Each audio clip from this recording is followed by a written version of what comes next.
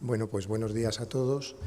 En primer lugar, quería agradecer a la Sociedad Española de Medicina Familiar y Comunitaria pues la amable invitación, de la que me siento muy orgulloso, entre otras cosas porque mi mujer también es médico de familia y de alguna manera pues es algo que vivo muy próximo. En especial también agradecer a las personas que han organizado esta mesa, que nos han recibido súper amables y nos han dado muchas facilidades y cómo no, a Fernando León, que entiendo que me ha invitado no por mis conocimientos, sino por la amistad que nos une desde hace muchos años. En cualquier caso, yo lo que voy a intentar es transmitir la visión que yo tengo de los problemas que nos han ido surgiendo, un poco un recorrido sobre lo que puede suponer la historia clínica electrónica, tanto para nosotros como profesionales como para los pacientes, con algunas de las expectativas y particularmente, pues al final, hacer un pequeño recorrido, una reflexión sobre algunas de las cosas que nos pueden generar algún tipo de problema en nuestro trabajo cotidiano.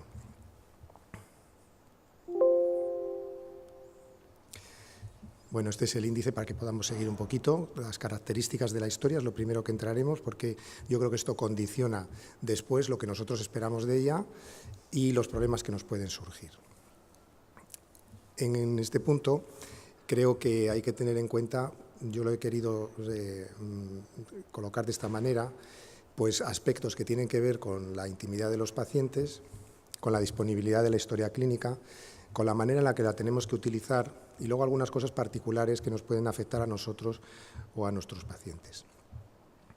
Desde el punto de vista de la intimidad, la primera cuestión que nos tenemos que plantear sobre la historia electrónica es la posibilidad de acceso a esta historia que de forma habitual pues ha sido algo patrimonio fundamentalmente de los médicos y bueno, también de la enfermería, pero probablemente otros muchos profesionales el acceso era pues muy limitado.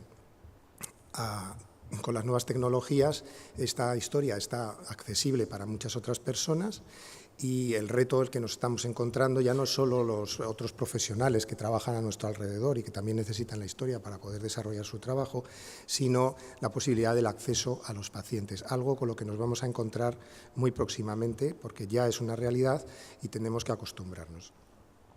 Tiene una cuestión importante frente a la historia tradicional en papel, que es lo relativo a la integridad y la posibilidad de alterar esta historia clínica en algún momento. Es decir, esta historia tradicional en papel pues siempre ha podido permitir o ha podido ocurrir que desaparezcan partes de ella, pues porque se puede destruir, porque puede desaparecer alguna hoja, porque podemos perder algún documento, ¿no? De hecho, recientemente, una de las cosas que he estado leyendo sobre este tema, pues por ejemplo, como una anécdota, era cómo se han perdido en su momento con el huracán Katrina de muchísimos hospitales de toda la zona que fue afectada, pues las historias clínicas de miles de pacientes que no se han podido recuperar nunca. Bueno, pues esto es una cuestión que ahora esto ya no ocurre porque la historia clínica electrónica nos permite poder recuperar y mantener esto y hay un cierto control. Y además, en todo momento nos va a registrar todos los cambios que se hacen, en qué momento ocurren y quién es el que lo está haciendo. La otra cuestión muy importante para los pacientes son los temas de confidencialidad.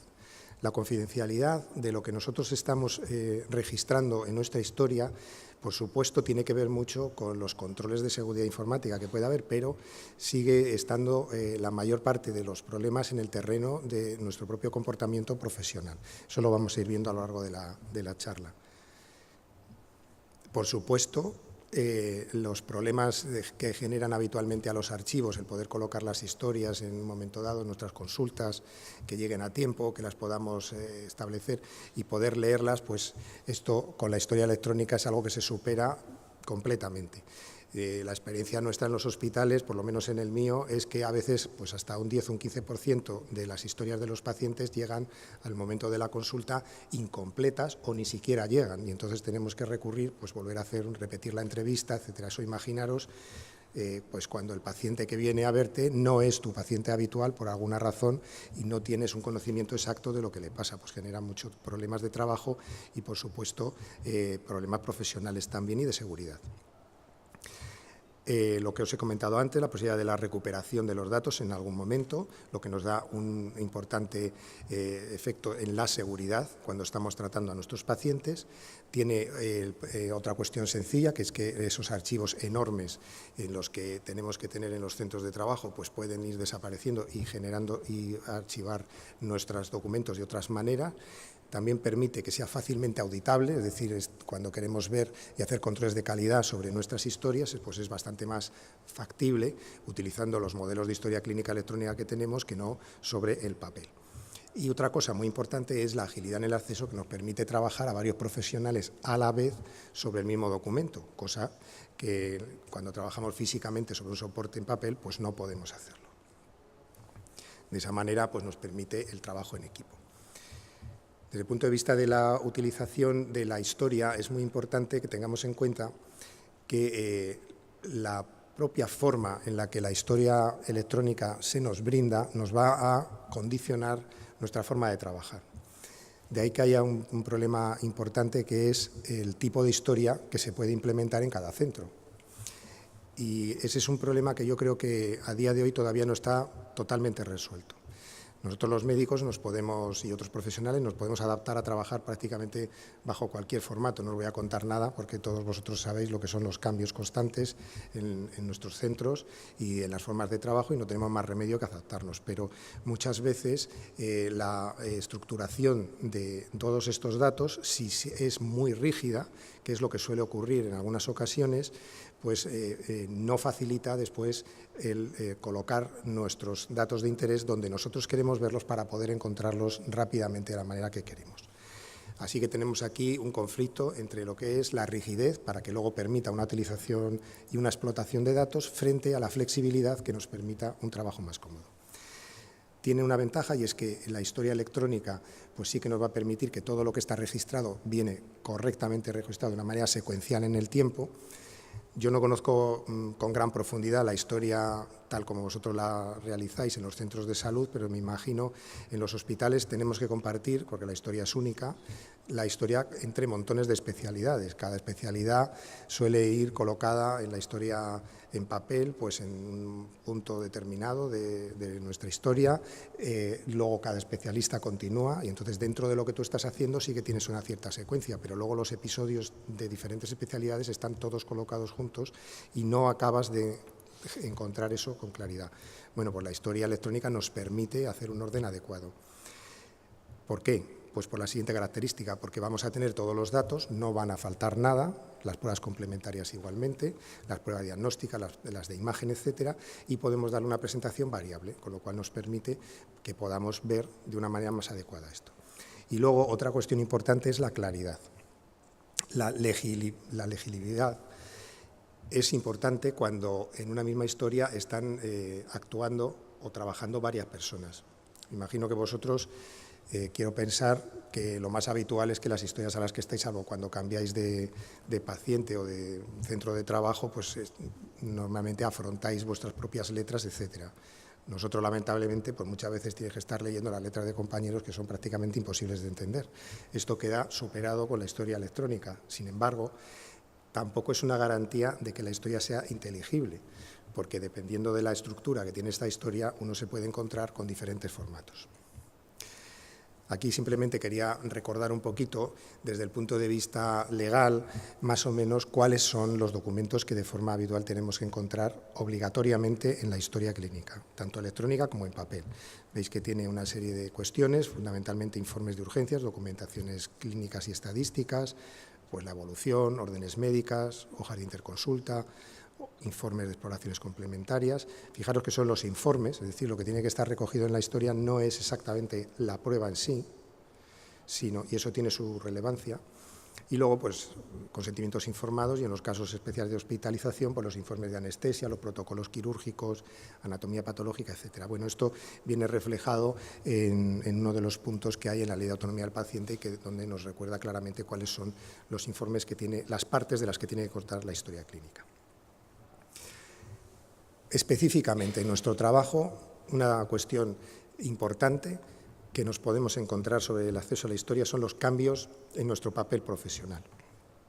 Eso es algo, como ya ha comentado Fernando justo a empezar, a nosotros pues nos ha afectado bastante porque estamos ahora mismo inmersos en un proceso de transición de la historia en papel, que llevamos haciéndola 30 años, y en cuestión de pues, unos 6 meses pues hemos implantado, o estamos en ello, haciendo un enorme esfuerzo, una historia electrónica dentro del hospital, con lo que supone de tener que pasar todos los registros de papel de nuestros pacientes de todos estos años, cada día a un nuevo formato. Pero ese no es el problema más importante, porque yo creo que cualquiera de nosotros está totalmente capacitado para hacer sus historias clínicas, etcétera, sino que viene asociado con una serie de actividades que, al menos nosotros en el hospital, no realizábamos porque lo estaba haciendo a fecha hasta ahora el servicio de admisión.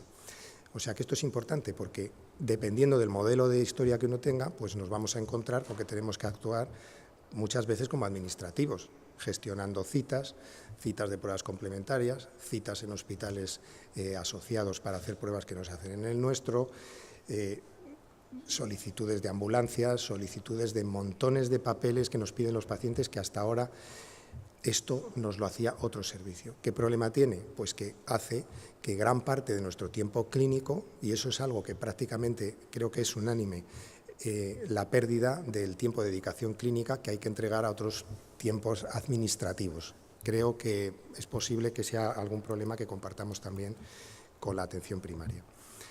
Hay una cuestión importante que viene dada precisamente porque todas las bondades de la historia en la posibilidad de explotar datos como tenemos aquí, pues con propósitos asistenciales, docentes, de investigación, lo que queramos, pues para que estos datos puedan ser explotados es muy importante que estén correctamente clasificados. Y volvemos otra vez al problema de la rigidez frente a la flexibilidad. Para que podamos tener datos que sean fácilmente exportables y de los que podamos sacar alguna conclusión, pues no hay más remedio que someterse a los sistemas de clasificación más frecuentes para poder tener grupos de diagnósticos relacionados o codificaciones adecuadas.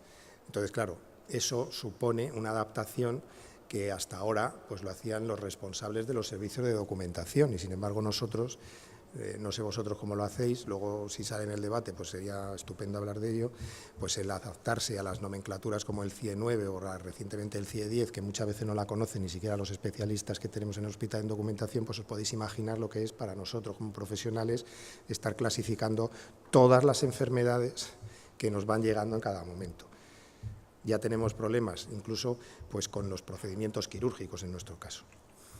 Y bueno, luego hay otro cambio interesante, por un lado, que es, sabemos que la historia electrónica facilita que haya muchísimos menos errores médicos, errores en prescripción, por ejemplo, pues medicamentos con interacciones, efectos secundarios, alergias, etcétera, eso es importante, pero también hay que estar muy encima de que la dedicación que hacemos sobre la vigilancia de nuestros datos aquí pues no nos lleve a una situación en la cual pues nos despistemos de los problemas que están haciendo los pacientes. Esto es como cuando uno se encuentra pues, colocado dentro de un bosque enorme y los árboles que tenemos alrededor nos impiden ver todo lo que tenemos fuera, ¿no? Pues esto a veces nos ocurre cuando las historias son muy voluminosas. Esto os lo traigo como final para que veáis la interfaz tan amigable que tenemos que trabajar todos los días.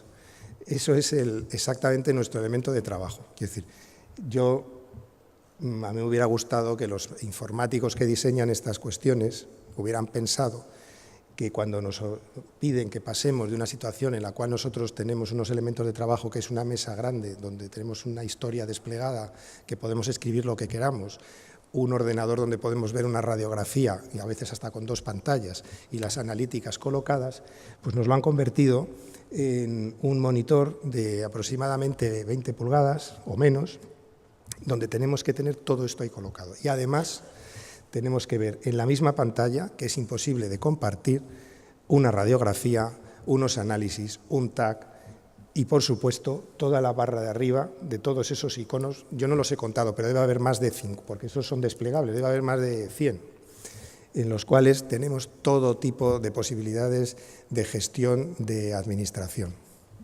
Bueno, esto lo dejo para la reflexión y luego podremos hablar de ello también. Para los pacientes, Pues para los pacientes, desde el punto de vista nuestro, lo que yo he vivido en el hospital, desde luego, el cambio es muy importante, porque la frase habitual, a ver, doctor, si me puede dar usted un informe para mi médico de atención primaria, que era lo típico, pues aquello nos generaba un auténtico problema porque teníamos que inmediatamente redactar algo a mano, rápidamente, o llevarte esta historia para poder dictar un informe. Hoy, afortunadamente, y eso es verdad, el esfuerzo que hacemos pues se traduce en que los pacientes salen de nuestra consulta con un informe. Creo que es una cosa que ellos se lo merecían desde hace mucho tiempo. O sea, es una enorme ventaja. Y creo, además, que la historia electrónica permite una interacción entre lo que hacemos nosotros en los hospitales y lo que hacen los médicos de atención primaria con los pacientes, que son las mismas personas, pues permite, siempre que la interacción sea adecuada y las interfaces sean compatibles, pues que puedan acceder a la historia electrónica nuestra y ver lo que está pasando con su paciente en el hospital. Y, por supuesto, hay un punto que yo creo que es muy novedoso, que es la cuestión de la interacción entre el médico y el paciente. Es decir, que es algo a lo que también tenemos que poner encima de la mesa, las posibilidades que vamos a tener ahora que nuestros pacientes puedan acceder a determinadas partes de la historia que estamos elaborando con el objeto de que este documento sea más completo, más exacto y mucho más útil, en definitiva, para hacer sus cuidados. Entonces, visto la situación de la historia electrónica, por sus características, cabe pensar cuáles son las expectativas que podemos tener diferentes grupos de personas y organizaciones en la sociedad sobre esta historia electrónica. Y quiero hacer aquí un pequeño repaso sobre lo que tenemos. Creo que, por un lado, hay suficiente legislación, la veremos por encima. Creo que los profesionales y los pacientes también tenemos nuestras propias ideas. Probablemente la sociedad tiene también algo que decir, o mucho, y seguramente los servicios de salud pues también están implicados en ello. Las cuestiones de la legislación, pues mira, ya el Consejo de Europa, en el convenio que tenéis aquí y que está en vigor desde enero del año 2000, ya dice claramente sobre las cuestiones sanitarias que los ciudadanos de la Unión Europea tenemos derecho a la información médica, que además hace un hincapié muy importante sobre el consentimiento informado y eso lo he querido subrayar ahí porque también hablaremos de esto, que es muy importante mantener la intimidad de la información relativa a la salud de las personas. Esto es algo que ya en la legislación europea está contemplado. En España, ya la Constitución del año 78, en el artículo 43, reconoce el derecho a la protección de la salud y habla específicamente de la información clínica y ya empieza a comentar, claro que estamos hablando de hace ya pues, muchísimos años, de la autonomía individual. Esto es algo que a lo largo de todos los años ha ido cambiando y creo que cada vez somos más conscientes de los derechos que tiene cada uno de nosotros cuando somos pacientes, pues a poder decidir lo que generalmente de forma compartida, ya lo veremos, teniendo la información adecuada sobre las decisiones que se van a tomar en relación con nuestra salud. La Ley General de Sanidad tiene también unos puntos importantes en relación con la humanización de los servicios sanitarios, muy importante, y vuelve otra vez a hablar, fijaros que es algo que se repite constantemente, de la intimidad personal y la confidencialidad. Y, por supuesto, el respeto a la libertad individual y no discriminación en función de cualquier tipo de cuestión. Por supuesto, ni de la edad, ni del sexo, ni las ideologías ni religiosas, políticas, ni nada, ni ninguna otra cuestión. En el año 2002 hay una ley que es, yo creo, bastante interesante para los profesionales médicos porque nos ayuda mucho a plantear la forma en la que tenemos que hacer nuestro trabajo, es la Ley de Autonomía del Paciente, en la que se contemplan derechos y obligaciones en materia de información y documentación clínica. O sea que esta ley claramente tiene muchísima relación con la forma en la que nosotros tenemos que trabajar nuestra historia clínica. Toda la documentación generada en los centros tiene que tener tiene que estar contemplada de tal manera que respete lo que nos habla en esta ley. Y luego, siempre hay otra cuestión importante, que es el derecho a la información. Este derecho a la información es algo que las autoridades y los responsables sanitarios y nosotros como profesionales hemos ido desarrollando y hay proyectos ya que están en marcha que permiten a los pacientes acceder cada vez de una forma más fácil a esta información que es suya y personal. Hay otra ley muy importante, que es la Ley Orgánica de Protección de Datos, que lo que os quería decir es que los datos de salud son especialmente protegidos. Es decir, dentro de todos los tipos de datos que esta ley los clasifica en función de la normativa que tiene que ver, estos relativos a la salud de las personas son los que tienen la mayor protección. Y, por supuesto, también contempla un tratamiento en la ley a la hora en la que esto no se cumple, que es bastante más severo que en otros casos. También la directiva comunitaria del año 95 pues habla del derecho a la salud y se refiere de la importancia que tiene el desarrollar correctamente en las sociedades avanzadas todos los derechos relativos a esto. Específicamente, la Ley de Autonomía tenemos que tener en cuenta algunos artículos, en concreto el cuarto, que habla del derecho a la información asistencial. Los pacientes tienen derecho a conocer, con motivo de cualquier actuación en el ámbito de salud, toda la información disponible sobre la misma. Esto es muy importante porque la tendencia que tenemos nosotros a veces como profesionales es a pensar que hay muchos datos a los que el paciente no debería de acceder. Y la realidad es que incluso la ley ya nos dice que esto no es así. Por supuesto, con algunas limitaciones, pero son pocas, También tenemos derecho, y esto va sobre todo con la sociedad, a la información epidemiológica. Los pacientes tienen derecho a conocer aquellos problemas que implican un riesgo de salud pública y igualmente en el artículo 7 hace muchísimo hincapié en el derecho a la intimidad. Volvemos a lo mismo que os he contado. Toda persona tiene derecho a que se respete el carácter confidencial de los datos referentes a la salud y no se puede acceder a ellos. ¿Quién tiene que adoptar las medidas para que esto se cumpla? Pues los centros sanitarios son los que tienen que adoptar las medidas oportunas para que esto se garantice. Generalmente pues son las direcciones médicas las responsables de que se respete el derecho a la intimidad de los datos. Pero aquí hay una cuestión que quiero también tratar, que es que sobre todo son nuestras actitudes como profesionales las que nos van a permitir que esto realmente pueda ser una realidad, el derecho a la intimidad de los pacientes. Esto lo he traído aquí, bueno, pues es una imagen del despacho nuestro, creo que nuestro despacho es exactamente igual que el de cualquier otro servicio del hospital, en el cual pues muchas veces tienes la puerta abierta. Fijaros, las historias, aquí convivimos todo, historias antiguas colocadas sobre la mesa, la historia electrónica, aunque no lo veáis en el ordenador, pero lo digo porque la foto la tomé yo hace muy poquito, estaba la historia clínica de un paciente con todos sus datos ahí puestos y sin ningún tipo de control. Cualquier persona puede entrar ahí cuando nosotros no estamos y mirar esto. Si reflexionáis, veréis que muchas veces a lo largo del día nosotros estamos trabajando y inevitablemente pues estas cosas pasan y no hay más remedio pues que de alguna manera intentemos concienciarnos para evitarlo en la medida de lo posible. Bien, y luego hay otra cuestión muy importante que también viene por el legislador, que es la cuestión de facilitar la historia clínica electrónica en todos los centros, de manera que sea posible que nuestros pacientes puedan ser atendidos en cualquier punto de la geografía nacional sin necesidad de tener que volver a repetir ningún tipo de prueba ni tener que llevar alguna documentación especial. Esto, digamos, que es el escenario ideal al que hay que tender. La Ley de Cohesión y Calidad del año 2003 pues vuelve a lo mismo e insiste en que hay que hacer mecanismos de intercambio electrónico de información para que tanto los usuarios como los profesionales puedan acceder a estos y, por supuesto, garantizando la confidencialidad. Esto en cuanto al legislador. Nosotros como profesionales, pues, ¿qué es lo que queremos? Pues, sobre todo, evitar los problemas de no disponer de información de los pacientes en el momento en que nosotros queremos y toda esta información que sea de utilidad para tratarles.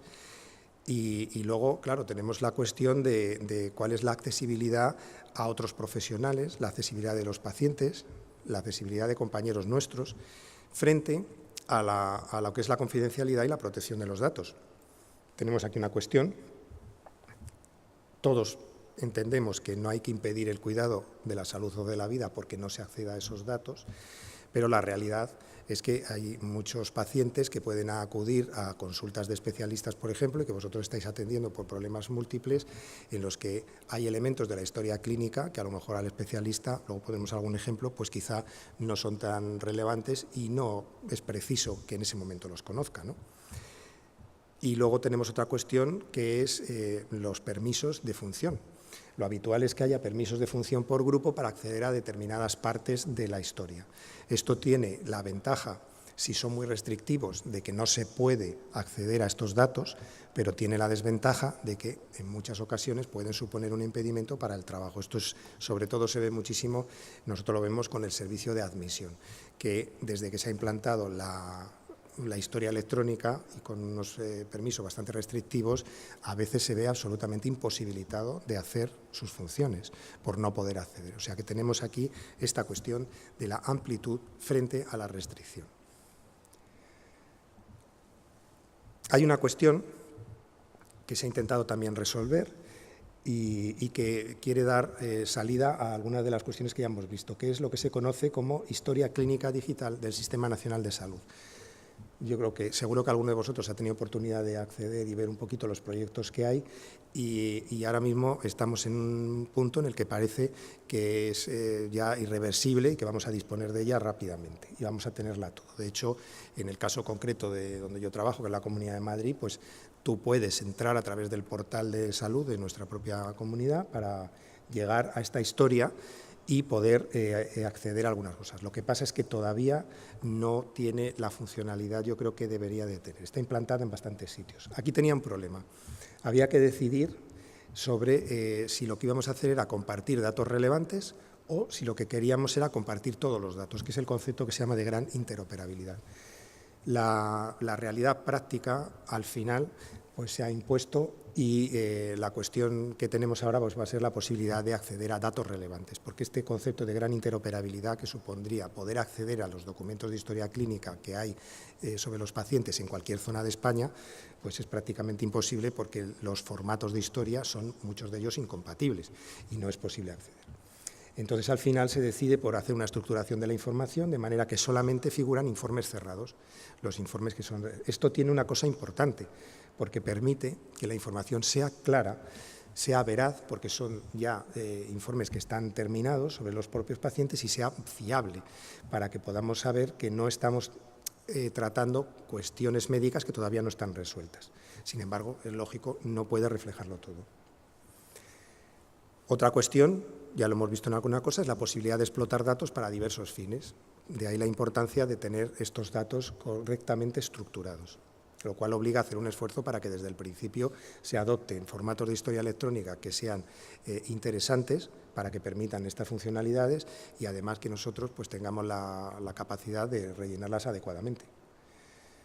Esto es lo que de alguna manera se consideran datos relevantes dentro de la historia clínica digital del Sistema Nacional de Salud, que es lo que se conocería como una historia clínica resumida, que luego vamos a ver en la diapositiva siguiente el aspecto que tiene, y luego pues, los informes de atención primaria, de urgencia, informes de alta, etcétera. Como podéis ver aquí, vuelvo a lo mismo, siempre estamos hablando de informes ya cerrados. Y este es un poco el aspecto más o menos que puede llegar a tomar esta historia clínica resumida, que es la que se podría, digamos, de alguna manera consultar en cualquier punto de España si alguien lo necesita.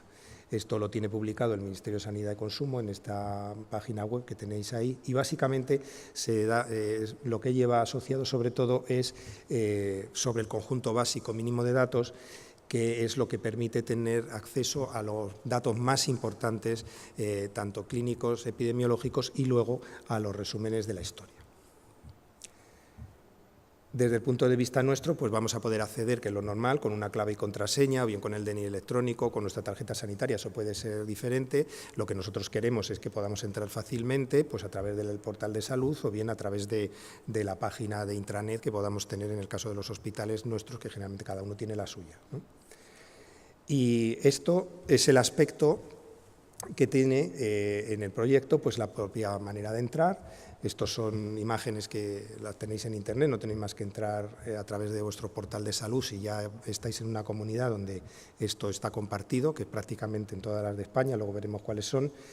Y bueno, pues aquí nos podríamos entrar con nuestra propia identificación, colocar los datos del paciente y de alguna manera pues buscar los informes que tenemos, ¿no? Que nos encontraríamos aquí.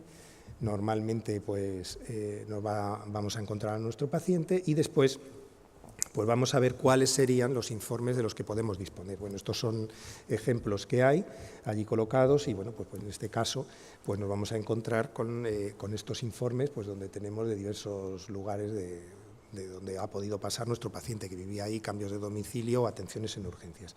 Hay una cosa que es interesante, fijaros que ya en las historias clínicas también lo tenemos, que es la posibilidad de que haya algunas notas que nosotros hacemos que no sean de lectura pública, pero en este caso estos informes que están ocultos los puede ocultar el profesional o el propio paciente.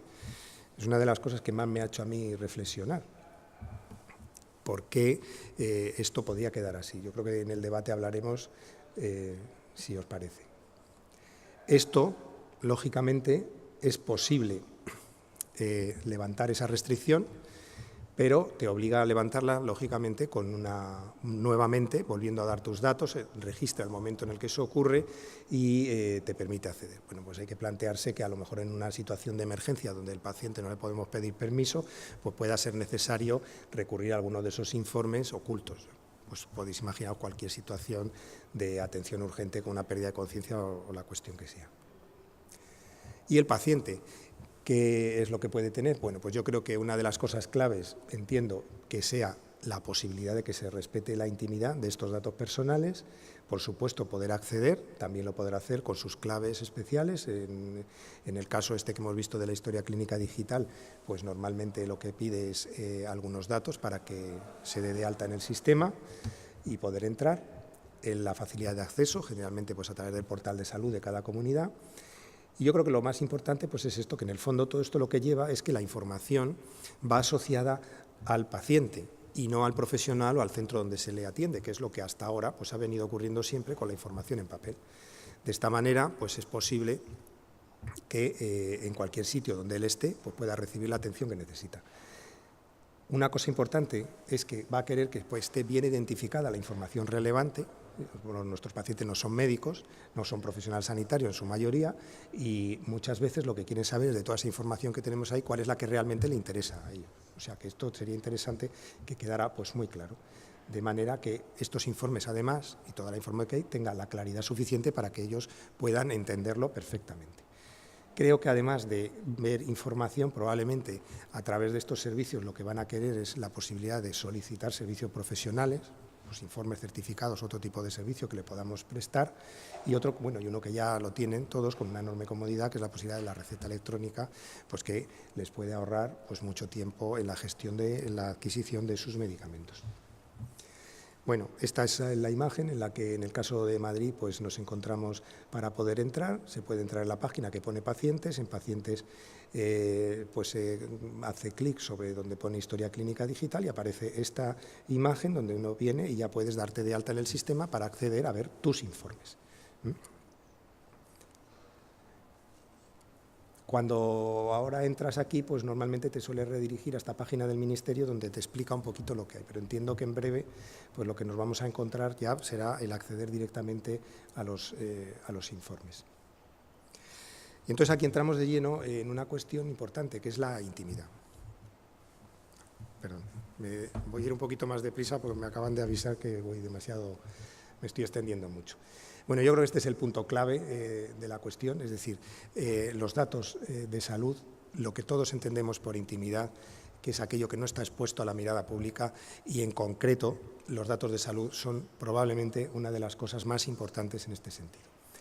Los pacientes tienen un derecho al control de sus valores propios. Ya hemos visto una serie de leyes que están regulando estas cuestiones y luego quería también llamar la atención que claramente en el Código de Deontología Médica, si nos leemos entre los artículos 27 al 31, se regula todo lo que tiene que ver con nuestro trabajo profesional sobre intimidad de los pacientes.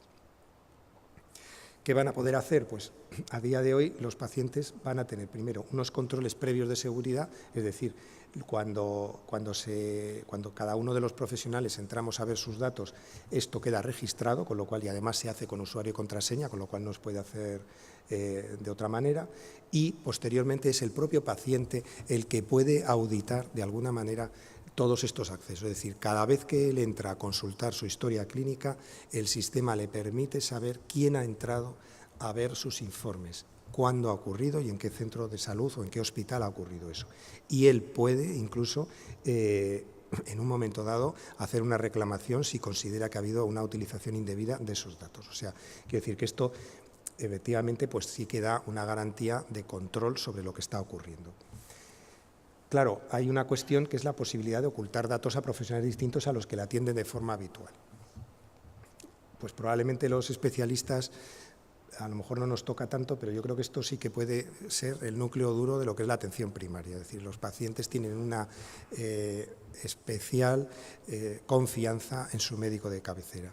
Le están contando problemas suyos, problemas de su familia, de sus hijos, de sus padres, del entorno en el que viven, que son importantes para su salud en el contexto global, pero que a lo mejor para una serie de consultas que se hacen específicas sobre una patología concreta, pues no tienen tanta relevancia. Entonces yo creo que eso es importante, de ahí que creo que es interesante que los pacientes realmente puedan de alguna manera tener un control sobre esos datos que no son relevantes, ¿no? Y ahí es el papel del médico que le atiende, el que tiene que, mediante, pues hablando con el paciente, conociéndole y sabiendo sus necesidades, saber qué datos tienen que estar correctamente registrados y cuáles pues pueden quedar en otro plano distinto porque no es necesario para los demás. Esto es lo que lleva a poder expresar de forma clara el concepto de autonomía personal. Claro, ahí hay que tener los problemas de algunos pacientes que no pueden acceder por problemas de incapacidad, pues bien menores, problemas psiquiátricos, etcétera. La responsabilidad, ya os he dicho, todo lo que ocurre siempre queda registrado, cambios del profesional y, por supuesto, del propio paciente. Cuando los datos no van a desaparecer, aunque queden ocultos, siguen estando ahí y además es reversible porque se puede controlar profesionalmente. Esto, que nos puede llamar mucho la atención cuando leemos el Código de Deontología y vemos este artículo, estos dos, pues aquí nos dice claramente que los profesionales sanitarios, por el hecho simple de ser profesionales, no tenemos derecho a acceder a los datos de los pacientes que no son nuestra propia responsabilidad directa. Esto es algo muy importante porque es un punto que yo creo que puede salir después, como a veces recibimos consultas de personas para que accedamos a sus datos, y eso normalmente no queda claramente registrado. Bueno, esto es la entrada de un paciente en la misma historia clínica digital y fijaros que ya directamente pone aquí si lo que quiere es conocer los accesos realizados a sus datos clínicos, ¿no? Y si quiere obtener copia o bien ocultar algunos informes. O sea que se lo da claramente, él puede buscar lo que hay allí y en un momento dado, pues si hay algo que no le interesa, pues hacer una reclamación. Y ahí la tenéis, este es el formato de reclamación sobre accesos realizados a actos clínicos, ¿vale? Esto es importante porque no tenéis más que entrar en Internet y veis que anuncios de este tipo donde te dicen que puedes encontrar, saber y conocer cualquier cosa que tú quieras de los demás, empresas que se dedican a este tipo de cuestiones. Bueno, y luego ya una vez superado los problemas de acceso y en la cuestión de la confianza, pues ¿qué es lo que va a querer él? Pues por supuesto saber claramente localizar lo que a él le interesa, pues informes clínicos, pero no solo eso, guías de pacientes, recomendaciones, informaciones de salud, otro tipo de cosas. La receta electrónica, la conocemos sobradamente, solicitud de servicios profesionales. Esta es una cosa interesante que puede haber, es la posibilidad de que el paciente introduzca por vía telemática datos en su historia clínica. Bueno, pues yo creo que esto puede ser interesante, datos como pueden ser unas instrucciones previas, por ejemplo, o a veces incluso pensar la posibilidad de que pueda haber algún dato que esté anómalo en sus antecedentes personales o incluso una medicación y quede un registro que esté mal y el paciente lo conoce, se da cuenta que está mal y a lo mejor pues puede introducir una nota para avisar, ojo, que tengo aquí pautada una medicación que yo no me tomo o hay una alergia que tengo y que no está y no consta en mi historial, ¿no? Luego ya queda a otro nivel distinto, porque yo creo que supera el tema, que es las consultas online, eso es diferente, pero que también esto sería útil para ello.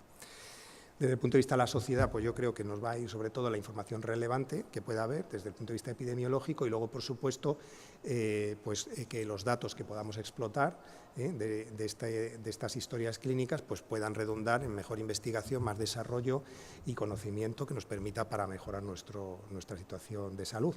Por supuesto, exige unos comportamientos éticos a nivel individual y social que son muy importantes. Los servicios de salud, bueno, pues lo que van a querer sobre todo pues es mejorar los archivos, que la gestión sea rápida y por supuesto que le permita hacer una serie de temas de control de gestión, consultas de camas, pruebas, etcétera, para llevar a un mejor ordenamiento de los recursos económicos y humanos, planificar inversiones, incluso generar nuevos circuitos asistenciales. Aquí es donde tenéis la historia disponible ya en estas comunidades, faltan todavía algunas, pues me imagino que será, y bueno, pues como podéis ver aquí resaltamos esto por el lugar donde estamos en el Congreso. No sé si fue por eso que se me fue la mano, porque parte de mi familia política pues es gallega también, pero daros cuenta como cuando uno está trabajando con cosas electrónicas cualquier cosa puede pasar. ¿Y qué problemas podemos tener derivados de todo esto? Pues mira, yo creo que hay una cosa clara, la información. Es evidente que hay muchísimos datos en la historia que son completamente objetivos. Es decir, nosotros si ponemos un dato, yo si pongo que el PSA de mi paciente es de 3,5, eso es objetivo, es una cuestión que no tiene ninguna duda, pero hay muchos datos subjetivos que pueden surgir, como por ejemplo, pues cuando uno pone, pues este paciente, pues en razón a su edad o porque tiene tal problema, pues voy a tomar la decisión de posponer alguna decisión terapéutica, por ejemplo, en un momento dado, para más adelante. Eso no deja de ser un dato subjetivo. Estos tienen que convivir obligatoriamente en la historia electrónica, y aquí es donde empezamos a tener los problemas. Cualquier dato, aunque sea objetivo, va a necesitar que lo expongamos de una forma adecuada, y por supuesto para alguien que no es sanitario pues hay que explicarle los valores que tiene, qué es lo que significa ese dato crudo que uno no puede llegar a entender.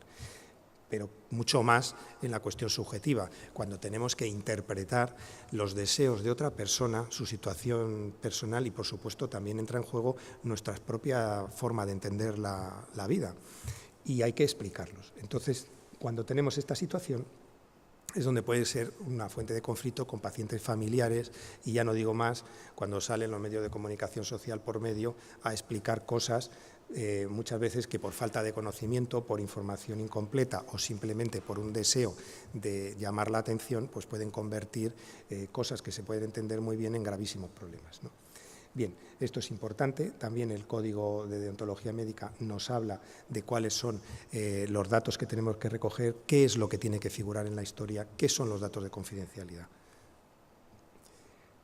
El paciente, pues la cuestión es que es si puede tener acceso a todos los informes generados o solamente la accesibilidad personal a la historia clínica digital. Bueno, pues esto es algo que habrá que ir viendo. Yo creo que la tendencia es a que cada vez se respete y se fomente más la autonomía, y todos estos datos sean cada vez más posible consultarlos. Pero hay que tener cuidado, porque hay que preservar la confidencialidad de terceras personas y los derechos de los profesionales que elaboran la historia también, ¿eh? Por ejemplo, pues imaginaros, como es un ejemplo que se me ha ocurrido a mí, pues un paciente joven que vive en el domicilio familiar y que consulta porque está un poco desanimado, y bueno, pues nos comenta una serie de cuestiones sobre su padre, y además pues nos hace otra cuestión que bueno, pues que también es importante, y decido mandarlo a un especialista en este caso, ¿no? Entonces la cuestión de esto es, lo primero es si estos son relevantes para esta consulta de dermatología. Este tipo probablemente no sean muy importantes para valorar el aspecto de esa mancha pigmentada. Y la otra cuestión es, bueno, deben figurar los antecedentes, bien, pero ¿dónde? ¿Y cuál es el acceso al que hay que restringir, ¿no? Hay que tener cuidado en ese aspecto.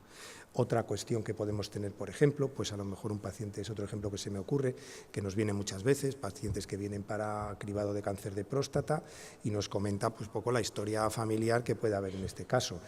Luego nos pide, si el resultado es negativo y nos pide un informe, pues realmente, pues ¿cómo habrá que elaborar este informe? Probablemente no hace falta decir si su padre y 2 tíos paternos les ha ocurrido eso, es decir, que se puedan identificar, a lo mejor lo podemos poner de otra manera, ¿eh? Sobre todo siempre tener en cuenta las cuestiones del acceso de otras personas que van a estar en las historias clínicas. Y luego, pues lo mismo con algunas cuestiones subjetivas, como podéis tener aquí, pues de vez en cuando pues nosotros hacemos comentarios sobre lo que nos parecen las cosas y quedan reflejados en la historia clínica. Podemos elegir que no los lea nadie, pero a veces también, dependiendo del medio, pues si la historia la comparten muchos profesionales, pues es interesante ponerlo para que otro pueda estar orientado. Ahora bien, esto hay que tener mucho cuidado, porque no debe de figurar, entiendo, no es una información que tenga que estar en un informe a la que deba de acceder el paciente, ¿vale? No sé si os habéis encontrado alguna vez, yo lo veo con cierta frecuencia, ¿no? Que vienen los pacientes a la urgencia y ponen, pues paciente qué tal, y que le ha dicho el doctor no sé quién, que le ha puesto tal o cual cosa. Bueno, eso son cosas muchas veces subjetivas, es lo que dice uno que ha dicho otro, pues eso hay que tener cuidado porque genera problemas. Esto fue una cosa que me llamó mucho la atención. Y esto tiene que ver bastante con las nuevas tecnologías. Esto es un artículo que han publicado muy recientemente en el JAMA y en el cual hacían un estudio sobre la utilización que hacían las plataformas sobre las apps que había de tipo médico, en concreto sobre diabetes. Y era espectacular, porque el paciente que cree que esto le va a servir para hacer unos mejores controles de su tratamiento, de su glucemia o de su vida, pues resulta que la gran mayoría de las plataformas estaban recogiendo también datos de dónde se encontraba, de cuáles eran sus navegaciones más habituales, y no había ningún tipo de política de restricción de datos ni de confidencialidad. Bueno, pues yo creo que esto es importante, que hay que tener mucho cuidado, porque todos estos datos que aparecen en Internet todavía quedan pendientes y los puede consultar muchas personas. En fin, otros problemas que nos podemos encontrar pues es dónde tenemos que poner los límites del acceso a la historia electrónica. Pues si los profesionales no va a ser solo la asistencia, tendremos otras cosas. Las cuestiones de investigación, muy importante, hay que investigar con profundos conocimientos éticos y sabiendo que la investigación que hacemos tiene sentido. La prevención, los gestores, etcétera. Aquí tenéis también algunas cuestiones de la historia clínica, lógicamente es nuestro elemento de trabajo y hay que acceder a ella, pero hay que acceder siempre en las condiciones adecuadas y con las cuestiones que tenemos que hacer correctamente. Por supuesto, pueden accederse con otros fines que no sean exclusivamente asistenciales, pero esto también está reflejado y lo tenemos en la ley y también en el Código de Deontología Médica, donde nos dice cuándo debemos mantener el secreto profesional y hasta qué punto y cuándo se puede levantar. Y luego, bueno, pues aquí tenemos también la posibilidad de utilizarlo por los centros de trabajo para otras cuestiones diferentes. Aquí pues vais a tener los derechos de acceso a la historia clínica de los pacientes, que pueden entrar para verlo todo, con algunas reservas, como hemos visto, que eran los derechos de terceros y los derechos de los profesionales. Aquí también tenemos la cuestión de las anotaciones subjetivas que os he comentado, que podemos tener. Y bueno, esto es una cosa que ya me dejó la sorpresa más tremenda, que simplemente poniendo la palabra informe médico en Internet, pues me encuentro este informe que hay ahí, que por supuesto en Internet no estaba con las cosas rojas, sino que venían, y vamos, no digo que lo hagáis porque yo fue por error, vamos, por error, porque salió, pero es que sale el nombre del paciente y la edad, que era una paciente pediátrica, no sé por qué puede ocurrir ahí, no sé si este informe es verdad, tiene toda la pinta, ni cómo ha llegado allí, ni nada, y ya terminó. Y bueno, pues eso, que hay algunos colectivos especiales, como los menores, los psiquiátricos y los enfermos frágiles, que pueden tener estos problemas. Pues nada, muchas gracias a todos y espero que luego, si surja alguna duda, pues podamos hablar sobre ella.